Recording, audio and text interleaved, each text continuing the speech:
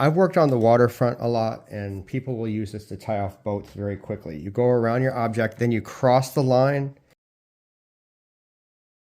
and then you come back up through the opposite end of the line, and there you go. That's a clove hitch.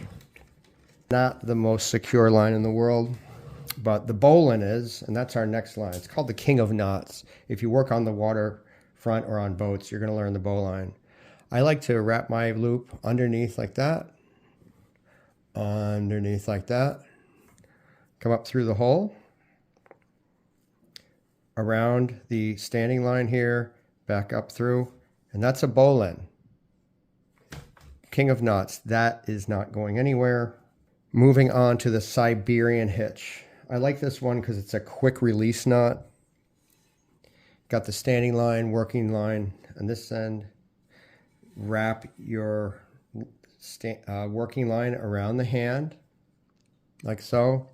Twist underneath and pinch that part of the staying line. Make a loop and then snug that up. It's really important that you snug this up like this as much as possible. It's a good knot that's a quick release. The thing is, you really got to snug this one up. Like say you're putting up a ridgeline or something like that. The nice thing about this knot is the quick release. Another really good knot to use for securing stuff. It's a lot like the clove hitch. Start off with this kind of thing and then just do a couple half hitches here and that's it. This is called a round and 2 half hitches. Let's move on to connecting 2 ends of line. That comes in handy a lot. And we're going to start with the square knot because that's a fundamental knot like the bowline. I would say the square knot and the bowline. The bowline for connecting to an object and the square knot for connecting 2 lines. There's a right way and the wrong way to connect the square knot, and it needs to look like a pretty bow. So we're going to tie that around. Now here's the thing. We want to make sure that if we tie it around this way, watch, that's perfect. See that, how that bow is really pretty? If yours is slipping out, that means you've gone underneath probably twice. Like if we go underneath again, this is going to slip out. See that? No good. Go underneath, then go on top. There's the magic. Another cool way of connecting 2 sheets of line that's used on boats a lot is the sheet bend. The sheet bend up through, around that loop, and back up through underneath like this. That's a sheet bend. One more time on the sheet bend. Stay with me because I'm going to get to the arbor knot pretty soon and you're going to love that one. You're going to love the arbor knot. It's coming up. It's coming up. Just working through the sheet bend for you all one more time. Okay, sheet bend. Now here's one that's good for jewelry. Those of you who are into tying off necklaces, leather necklaces and stuff. It's called the double fisherman's knot. Get yourself some good slack on each end of there. And then we're going to loop in 3 loops heading this way. So we're going to start out this way with 1 loop, come inward with the 2nd loop, come inward with the 3rd loop, come inward one more time, and then we're going to put it through those 2 loops, and we're going to put it through those 3 loops, just like so.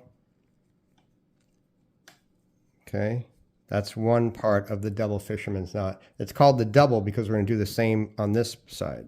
So we're going to go around once, twice. I may have not given myself enough slack here. I'll just put it through twice. You could put it through 3 times to even make it stronger, but this will send the point across. Now this is the fun part. You grab each side of the line here and pull. Look at that, guys. There's your double fisherman's knot. Let's move on to the taut line. This is like the classic one when you're doing camping pegs, tent pegs, to tighten up if your lines get loose when you're camping. I should really explain what I'm doing here, right? So what you're doing is you're just going to wrap this around the standing line, the working line around the standing line, like 1, 2, 3, and now 3 is good. And then what you're going to do is you're going to tie it off on this part of the line that you started making your loops on, not this one that pulls through here. Not that one, because that'll just freeze up the mechanics of this. You want to just tie a half hitch through there, through that part of the line. Okay, snug that up. Now watch this. Put tension on this, right? And let's say you're getting slack in your line and you're camping. Okay, you're getting slack in your line's all messed up in the morning. All you need to do, see how that slides back and forth? So you can tighten that up. It's called a taut line. I call this the power cinch. Some people do. It's a modified trucker's knot. Take your working line, put it over the standing line. Come in here, twist a loop like that. Come over the top and pinch. Make a loop there. And then you can pull on that. Really tighten that load down and just secure it with a series of half hitches around here, or a clove hitch or whatever. This will stay pretty tight. See that? That is a power cinch or trucker's knot. Want to do that again? Some of you want me to do that again, so I will. I don't actually know that. I'm just, okay, so we're taking a loop, we're twisting it. Gonna come back over here, grab beyond that point. Now what you can do here is you can tighten that and then tie it off like you just saw with a clove hitch or whatever else.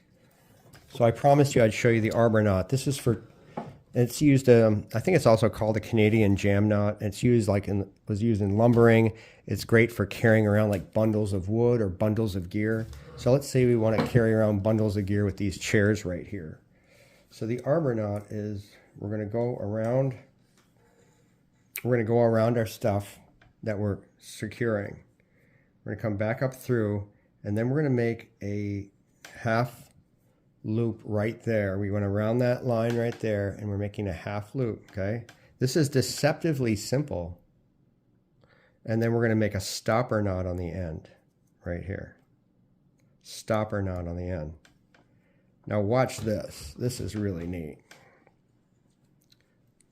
Move that in closer, and got that going, and then just pull. This is the jam part. You can really cinch up on this. The more you cinch up, watch what's going to happen with these chairs. Back and forth. Okay. I want to be able to get this knot out, but look at that. My whole table's wobbling around with that one. I'll demonstrate that one again, the Arbor knot. With the working line, go around the standing line. Now we're going to make that beautiful loop you saw there. Okay. Now we're going to make a stopper knot on the end of the working line. And now we're going to cinch up. Make that loop smaller than the stopper knot so the stopper doesn't go through that loop. And now we go to the fun part of torquing up. Back and forth. You can feel that just coming together. Look at that. I mean, that's really in there, guys. Those are my top 10 favorite knots. I've just gone through clove hitch, bowline, the king of knots, the Siberian hitch, which is a quick release hitch for a ridgeline, etc. The around and two half hitches, which is like a beefed up clove hitch. I look at it that way. For tying two ends of line together, we've got the square knot, which is a very good knot to learn. Learn your square knot. The sheet bend, used on boats a lot. I showed you the double fisherman's knot, which is very strong knot for tying two lines together.